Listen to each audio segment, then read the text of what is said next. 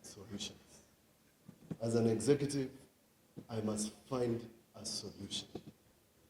And I'm glad that all of you are here for this discussion. If these farmers seated at the back were to be given a book to write in the Bible, and I've said this before, if I was not a politician, I would possibly be preaching, and not Mackenzie. These farmers would rewrite the book of Lamentations. They would write chapter 6 of Lamentation. Because for far too long, mango farmers have suffered. For far too long, mango farmers have been exploited. For far too long, mango farmers have been ignored.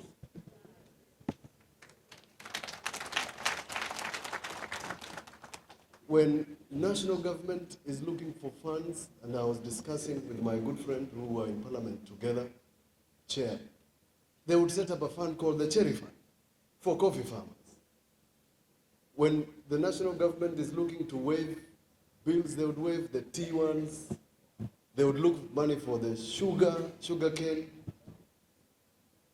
But when it comes to mango, people have even come up with songs to mock this community. It pains me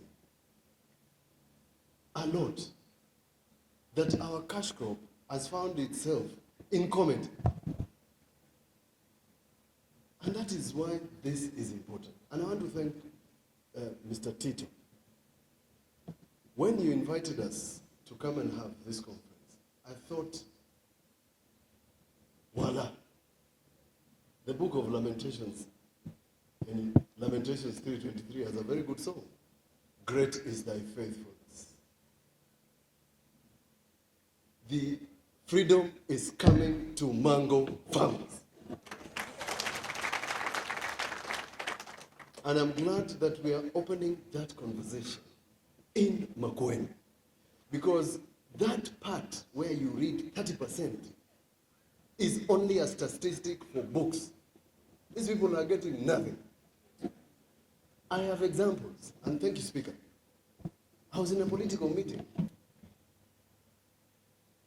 and a gentleman stood up, and he said, as a broker, he's making more money than the farm.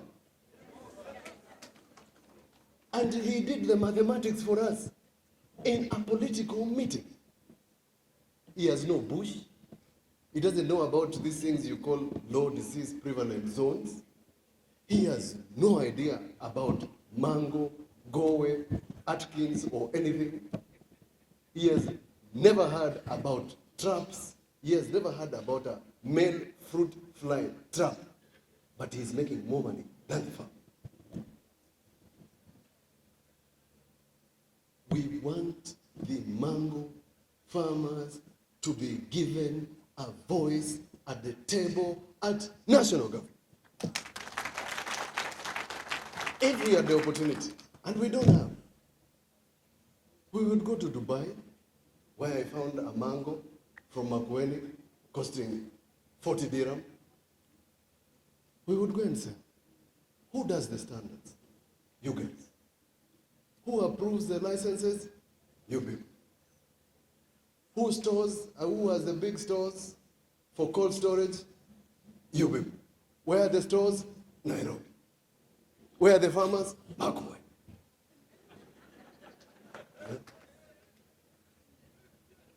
What am I saying? And I'm sure Mheshimiwa Serem, when you sit with His Excellency the President, who you sat with, please tell him that the cash crop called mango is like a kayabo that we grow for our fence. These people are getting nothing. But thank His Excellency the President, the Deputy President, who I spoke this morning and gave his apologies for this meeting, for the ready-to-drink line. But even then, it's still not enough.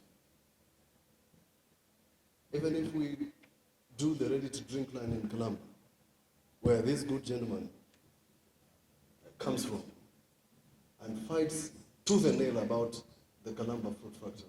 We are still not going to get there. So I hope in the discussions that we are going to have in the next 2 days, Makueni is not going to be statistic anymore. We are going to seriously sit down and ask ourselves serious questions. HCDA, through teaching, should have an office here. HCDA should have a cold storage here. That hot water treatment you are doing in Nairobi should be done in Makueni. Na tuulizi vitu nyingi, tunasema tu mtujali kama the taxpayers of Makueni. It's not asking for too much. We want to thank our partners. These people have stood with us. These people have been with us. The meetings and the trips they have taken Phyllis to, Italy. There's nothing Phyllis doesn't know. Phyllis knows everything. But it still hasn't helped. It is time for national government, through AFA and HCDA, to now start loving the farmers of mango all over the country.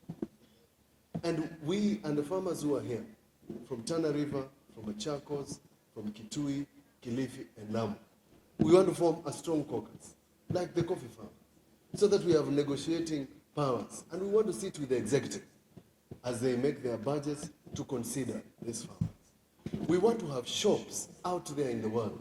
If you go to Germany, if you go to Europe, you go to Sweden, you find coffee exhibitions like these ones for Kenyan coffee. Little will you find exhibition stores like these ones out there in the world for mangoes. We can compete with India. Mahali kuna nia, kuna njia. These people have been suffering, but we want to give them hope. In giving them hope, they will go back to their farms. I was telling you, Chairman, that I've been to funerals where the funeral changes to mango discussion. We're supposed to bury a good person, but then we want to discuss mangoes and the sufferings of mango farmers. We don't want the discussions at our funerals and our churches to be about the lamentations of these farmers. And that is why this conversation is very important for the people of Makueni. I'm glad that this conversation is going to happen here. The 13 or 14 cooperatives that are here represented and the ones that we have seen are complaining.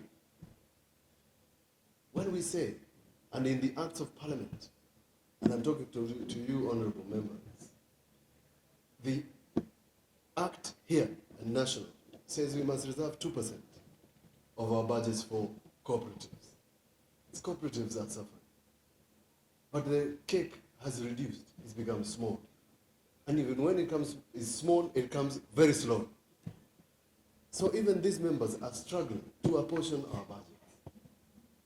So we are requesting the national government and the cooperatives and all our development partners to hold the hands of these farmers, these ones who are here.